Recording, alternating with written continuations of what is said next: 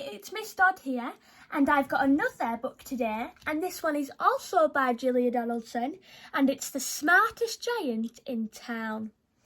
So let's have a read.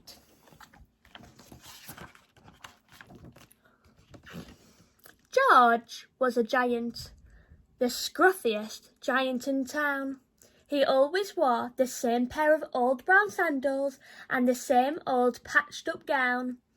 "I wish I wasn't the scruffiest giant in town," he said sadly. But one day, George noticed a new shop. It was full of smart clothes, so he bought a smart shirt, a smart pair of trousers, a smart belt, a smart stripy tie, some smart socks with diamonds up the sides, and a pair of smart shiny boots. "Now I'm the smartest giant in town," he said proudly. George left his old clothes behind in the shop. He was about to go home when he heard a sound. On the pavement stood a giraffe who was sniffing sadly. "What's the matter?" asked George. "It's my neck," said the giraffe. "It's so very long and it's so very cold. I wish I had a long warm scarf." "Aww." "Cheer up," said George, and he took off his stripy tie. "It didn't match my socks anyway," he said. He wound it round and round the giraffe's neck. "It made a wonderful scarf. Thank you," said the giraffe.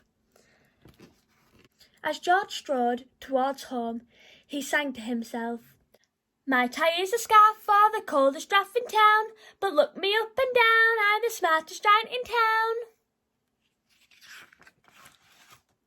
George came to a river. On a boat stood a goat who was bleating loudly. "What's the matter?" said George. "It's my sail," said the goat. "It blew away in the storm. I wish I had a new strong sail for my boat." Oh. "Cheer up," said George, and he took off his new white shirt. It kept coming untucked anyway, he said, as he tied it to the mast of the goat's boat. "It made a magnificent sail." "Thank you," said the goat. George strode on, singing to himself, "My tie is a scarf for a cold giraffe. My shirt's on a boat as a sail for a goat. But look at me up and down, I'm the smartest giant in town." Oh, he's so kind, isn't he? George came to a tiny ruined house. Beside the house stood a white mouse with lots of baby mice. They were all squeaking. "What's the matter?" asked George. "It's our house," squeaked the mother mouse. "It burnt down and now we have nowhere to live. I wish we had a nice new house." "Oh no." "Cheer up," said George, and he took off one of his shiny shoes. "It was giving me a blister anyway," he said, as the mouse and her baby scrambled inside the shoe. The shoe made a perfect home for them. "Thank you," they squeaked. George had to hop along the road now, but he didn't mind. As he hopped, he sang to himself, "My tie is a scarf for a cold giraffe. My shirt is a boat as a sail for a goat.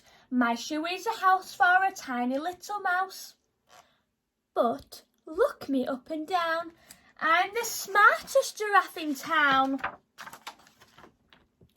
George came to a campsite.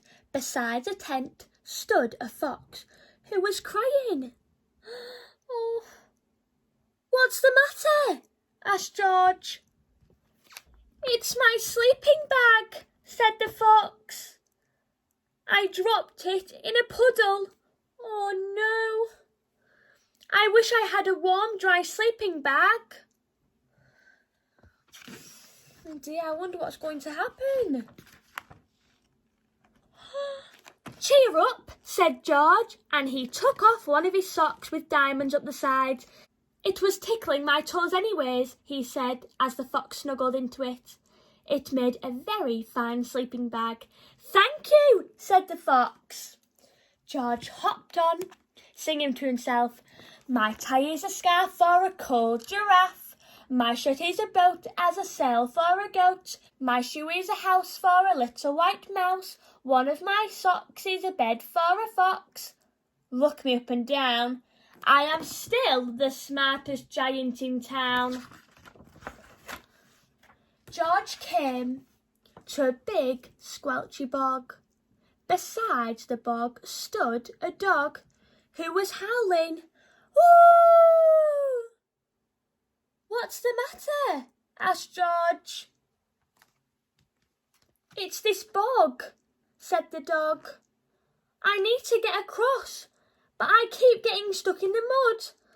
I wish I was safe, and I wish I was on a dry path. Cheer up, said George, and he took off his smart new belt. It was squashing my tummy anyway, he said, as he laid down over the bog. It made an excellent path. Thank you, said the dog. The wind started to blow, but George didn't mind. He hopped on, singing to himself. My tie is a scarf for a cold giraffe. Shirt's on a boat as a sail for a goat. My shoe is a house for a little white mouse. One of my socks is a bed for a fox. My belt helped a dog who was crossing a bog. But my trousers kept falling down. I'm the coldest giant in town. Suddenly, George felt sad and shivery, and not all smart. He stood on one foot and thought, I'll have to go back to the shop and buy some more clothes, he decided. He turned around and hopped all the way back to the shop. But when he got there, it was closed. Oh no! He sank down on the doorstep and a tear ran down his nose. He felt as sad as all the animals he had met on his way home. Then, out of his corner of his eye, he saw a bag with something familiar poking out the top. George took a closer look. My gown, he yelled, my dear old gown and my sandals. George put them on. He felt wonderfully comfortable. I'm the cosiest giant in town, he cried, and danced all the way back home along the road. Aww. Outside his front door stood all of the animals he had helped. They were carrying an enormous present. Come on, George, they said. Open it. George united the ribbon. Inside was a beautiful gold paper crown and a card. Look inside, George, said the animals. George put the crown on his head and opened the card. Inside it said, your tie is a scarf for a cold giraffe. Your shirt's on a boat as a sail for a goat. Your shoe is a house for a little white mouse. One of your socks is a bed for a fox. Your belt helped a dog crossing a bog. So here is a very fine crown to go with the sandals and gown of the kindest giant in town. Oh, that is lovely. I really enjoyed this book. That giant was so lovely. And I also thought all of the animals in that story as well, they had beautiful manners. They were saying thank you every time the giant gave them presents. And we always need to say our manners, don't we? But I really enjoyed that story. Can you let me know why you enjoyed it? Thanks for watching.